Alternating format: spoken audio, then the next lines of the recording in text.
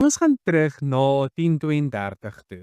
Jy het ook hierdie jaar 'n Afri-Indie gewen vir daai liedjie in die kategorie Beste Kletsruim Engelsnit Alternatief.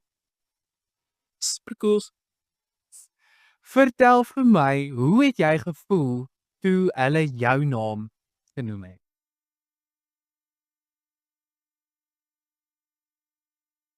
Dit was baie lekker geweest, dit was baie cool geweest. Maar om ook eerlik te wees met jou, dat was ook 'n tipe emptiness. Ek voel freaking ek raak so savvy altyd.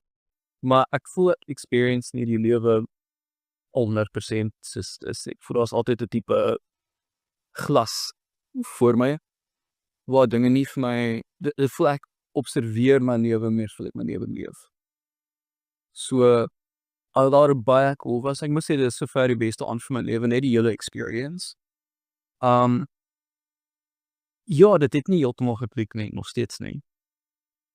Ek weet nie of die medikasie is nie, maar ja, om eerlik te wees met jou, maar dit was 'n amazing experience en ek is so dankbaar daarvoor.